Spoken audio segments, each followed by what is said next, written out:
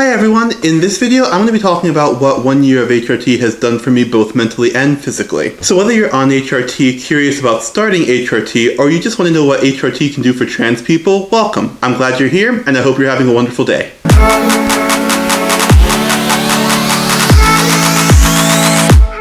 Hello everyone, welcome back. It's been way too long since I uploaded the video, and at the end of this video I'm actually going to talk about what's been going on in my life and also give you some possible future channel updates, so stick around for that. But first things first, I actually just passed my 1 year HRT anniversary. Some of you might remember that I posted a video for my 3-month HRT anniversary, and I actually wanted to make one for my 6 and 9-month anniversaries. But my 6-month anniversary, I didn't really notice any differences. And the 9th month is really that time when things really started getting kind of hectic and crazy in my life. And so that didn't happen, it just kind of fell through. But we're here. It's the 1 year anniversary and I'm really excited to be making this video for you guys. So I was trying to figure out the best way to talk about all of the things I've experienced without like possibly forgetting things, leaving things off, skipping over things, etc. So I decided that what I'm actually going to do is I'm going to use a list that was put out by Planned Parenthood, which describes all of the changes that someone can expect when they go on feminizing hormones. It talks about when you can expect the changes to start and when you can expect the changes to finish up. So I'm just going to read through the list, talk about when they're supposed to start, when they're supposed to finish up, and talk about if I've noticed them, what I've experienced in those regards, etc. I've got timestamps down below, and with the timestamps I also have trigger warnings for potentially triggering topics, so I tried to make this video as accessible as possible. And with all that out of the way, let's get started. So the first thing on this list is body fat redistribution, and that's expected to start within 3 to 6 months and finish up after around 2 to 5 years. And this for me is one area where I actually haven't seen a ton of change. Like, I think that my face has gotten a little bit softer and fuller, I'm not sure.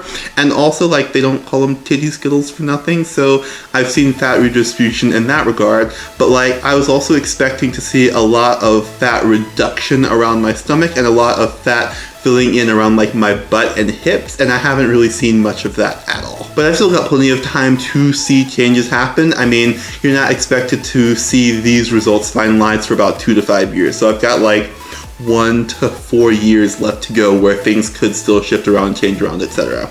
So the next thing on this list is decreased muscle mass and strength, which is expected to start within 3 to 6 months and expected to finish up around 1 to 2 years. So here's the thing, I am naturally really strong and muscular. Like, if I had any sense of coordination, I'd be a really good athlete. It's just that I don't. So I am not a good athlete. So like, I think I may have lost an itty bitty bit of muscle, maybe, but if I wanted to gain it back, I could probably just do like 5 push-ups and my biceps would just like, I don't know, like, I'm a muscular person, and that's just part of my genetics. If you are a naturally muscular person before HRT, you're probably going to be a naturally muscular person after HRT. Same if you're a naturally thin person, a naturally curvy person, etc. HRT is literally just a second puberty. The meds are working with your body to make your body less masculine and more feminine, but it's not going to give you a completely different body. And honestly, like, I feel like by saying that, it kind of sounds like HRT doesn't do all that much, but really it does. Like, HRT, as far as I'm concerned, is a miracle worker. I'm only saying this because I don't want people to go into this having unrealistic expectations about what HRT can do for them, and then be disappointed when they see that the changes might be a little bit more subtle than they were expecting, if that makes sense. Alright, moving on to softer and drier skin. Like the others, this one normally starts in the first 3 to 6 months, and there's not really a set finishing time. It's just like, you know, this is something that you're going to see at this period of time and then kind of just indefinitely into the future, I guess. It literally just says unknown, so I don't know what that means. Honestly, I'm not 100% sure about this one because I already had soft skin and dry skin. It's entirely possible, I'd say even likely, that my skin has gotten softer and drier, but it's also possible that that might be my imagination. Regardless, moisturizer is your friend. Trust me. The next thing on this list is decreased libido with an onset time of 1 to 3 months and expected time to maximum effect set at 1 to 2 years. So I'm not going to go into too much detail about this one because number one, I don't really want to, and number two, I want this channel to get monetized, but I will say that this one is definitely true. When my body was primarily powered by testosterone, there were actually some times when I actually struggled to get to sleep at night because my libido was just running so high, and now that I am an estrogen-powered being, I can say that that has never been the case since I started HRT. Like, it's been pretty great. Like, I still have a libido, but it's definitely reduced since I've been on estrogen, and honestly, I'm loving it. Alright, anyway, moving on to decreased spontaneous erections. I honestly think that 90% of the rest of this list talks about sexual things, which, again, I've got trigger warnings and time skips down below in the comments, so feel free to utilize those. I'm not going to go into detail about anything, but I'm not going to skip anything on this list just because I don't want to skip any information that someone might find vital. So, this one, the expected onset time is 1 to 3 months, and it's expected to finish up around 3 to 6 months. This is honestly one that I didn't notice, like, at all until my doctor mentioned it, and he's like, hey, have you noticed that this is the thing? And I'm like, oh yeah, I guess it is. I don't know. Like I said, if you're on HRT, you're probably still going to have a libido, but, like, you don't have to worry about other people knowing that fact if you don't want them to, if that makes sense. The next thing on this list is sexual dysfunction, which the expected onset time for this one and the expected completion time are both listed as variable. Like, you don't really know when it's going to start, when it's going to end, if it's going to start, etc. Like, that's just one of those things that's kind of up in the air for everyone. And I honestly don't like the way that they labeled this because it really feels kind of clinical to me. Like, I know what they mean, but, like, I think like, if I were making the list, but the way I'd put it is, like, things are going to change. Like, you're going on HRT because you want things to change, and things are going to change everywhere on your body, including down there. So if you're in a relationship where you're sexually active, you're probably going to have to relearn, like, how things work, what feels good, etc. And so I don't like the fact that they call it sexual dysfunction just because your body is functioning differently. It's just a matter of, okay, I'm on hormones, and now I've got to figure out new ways to enjoy the things that I had enjoyed previously. Anyway, moving on to breast growth. I talked about this one a little bit earlier because I didn't realize it had its own category, but I really don't mind talking about my boobs twice. It's the biggest change that I've noticed on HRT. So the onset time for this one is 3 to 6 months, and they normally stop growing around 2 to 3 years. Full disclosure, I did have a bit of a head start when I first started wearing bras as a gender affirming thing before I started HRT. I was a B cup then, I'm a D cup now, and so when I say that I'm a D cup, I don't want people to get the misconception that I started off as being completely flat-chested. I didn't, but I still think that's significant growth, especially for a year, especially considering that my doses were so low for so long, and so that's really exciting for me. But if you're watching this and you're either on HRT or you're thinking about going on HRT, I think the one piece of advice that I have for you is to not go into it with a whole lot of expectations. Like, you don't know what's going to happen. Hormones are weird. You know, you could get no growth, you could get a ton of growth, and both of those things are completely okay and completely normal and completely natural. So the next thing on this list is decreased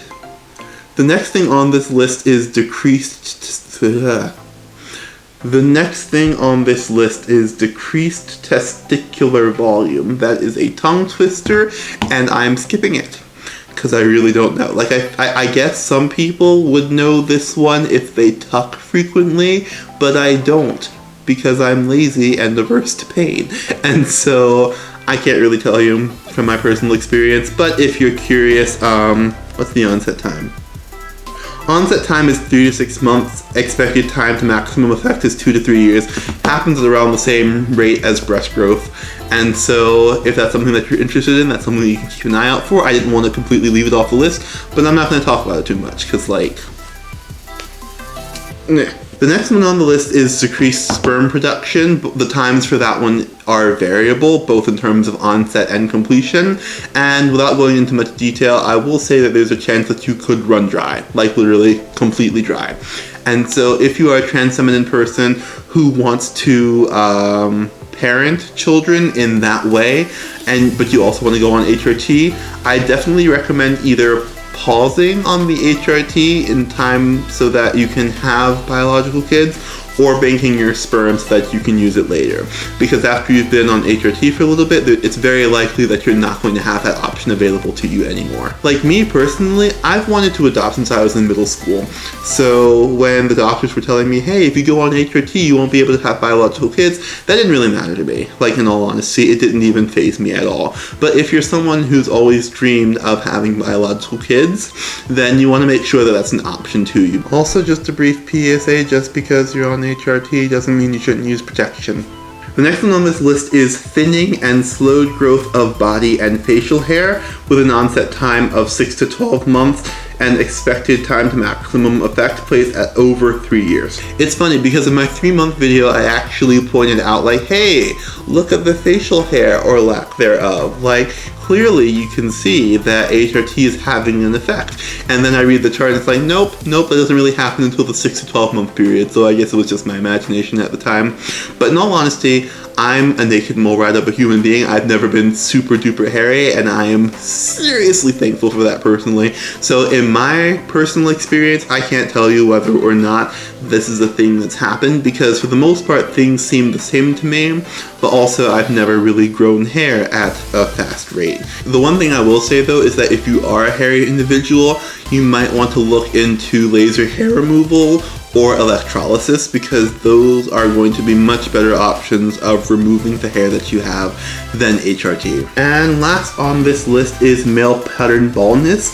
With this one, you're not going to experience regrowth, but you're going to stop losing your hair around 1 to 3 months, and you're going to see that loss stop after 1 to 2 years. So in my case, this isn't something I can really speak to because I don't have baldness, male pattern baldness. I don't think anyone in my family has male pattern baldness. Most of us seem to be able to grow out our hair quite well. And so that's just one thing that I can't really talk about because it's not something that I experience personally. But that brings us to the end of the Planned Parenthood list, but there are some things that I wanted to mention before moving on to the part of the video where I talk about where I've been and whatnot. So, for one, I want to mention that voice is not something that will change if you are on feminizing hormones. It's something that changes for trans men because when you go on testosterone, the testosterone thickens your vocal cords, which is what happened to most trans women during our natal puberty.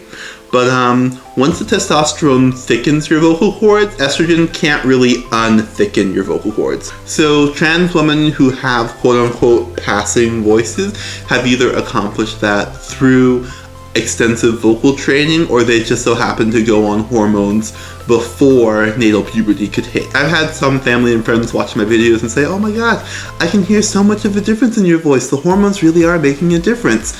And like, no, that's not the hormones. That's just the minimal training I've been doing. The next thing that I want to mention is that your face might not change as drastically. Like, one of the reasons why I really wanted to start HRT was because I thought there would be a drastic change to my face.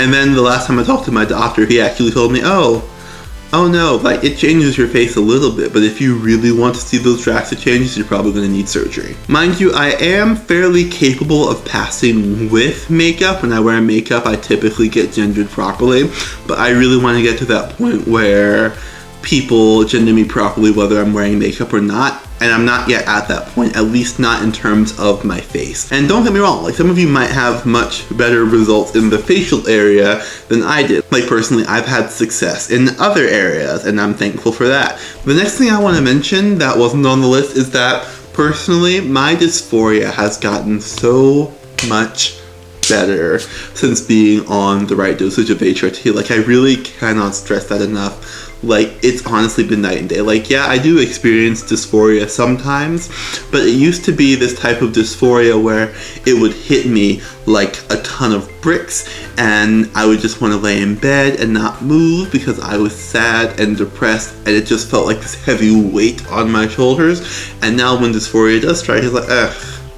that again. That's annoying, whatever. Like, that sort of a vibe. And so that's completely different than where I was before. And if we're being honest, that's partially the HRT, and it also might be because I'm finally on some mental health meds that work for me. And so if your dysphoria is that bad, you might also want to look into, like, seeing a psychiatrist to see if there's anything else going on beyond the dysphoria. But overall, I'm in a much better place than I was a year ago. Like, dysphoria is a bitch. It's still a bitch. But like, it's not nearly as bad as it used to be.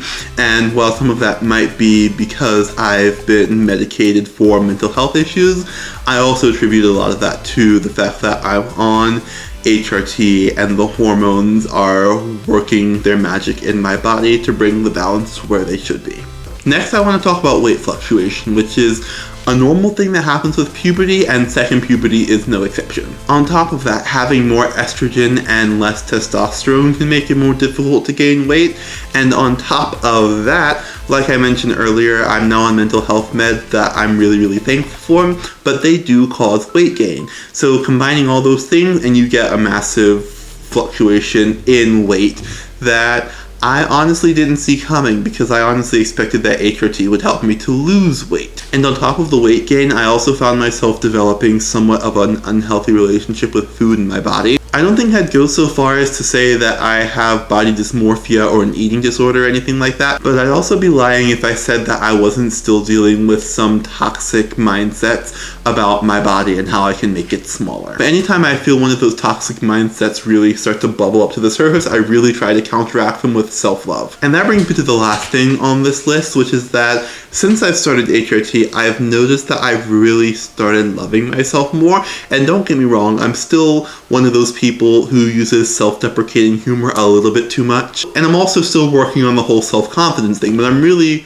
working on it. I do say working on it because yes, this is something that has changed in my life since I started HRT, but HRT isn't the thing that did it for me. HRT has been incredible in terms of helping me love myself and my body, but it didn't make me love myself. Surrounding myself with friends who love me and don't make me wonder whether or not they want me in their lives has been helpful. Receiving kind, positive, uplifting comments from you has been incredibly helpful. Getting comments and questions on this channel absolutely makes my day, and I honestly can't tell you just how much I appreciate you guys being here and choosing to be a part of this community. And I really do want to take the opportunity to thank you. Thank you for watching this video. Thank you for supporting me in this channel. Just thank you for being, like, honestly, like, whether you're subscribed to me or not, even if you're just watching this and after this we never talk again, I do want to say that I'm thankful for you. I'm thankful for you. I'm thankful that you exist. Anyway, I think I've rambled on long enough about this. My point is, whether you are on HRT, whether you're thinking about starting HRT, or whether you're cis and have no desire to start HRT, or trans and have no desire to start HRT, one thing that I would definitely recommend that you start right here, right now, is loving yourself, because that's really going to make all the difference in the world. It's getting a little bit dark outside. I turned the light on. If you know someone who might find this video helpful, please make sure you share it with them. Like, that's honestly my biggest thing on this channel, is just being able to help other people. And if you know someone who might be helped by this information, please don't hesitate to send it to them. And that's, you know, for trans people who might be thinking about starting HRT, or parents who might be worried about their children starting HRT, or anyone really, just anyone who you think might find this video helpful, send it their way. Also, on top of that, if you really did enjoy this video, it really does help if you can like, comment, subscribe, all that good stuff, because that lets the algorithm know that you like my videos, and it helps the algorithm know to show this video to more people, and so I can help more people through that. I hope you stay safe and well and healthy in the midst of everything that's going on outside, and have a great day.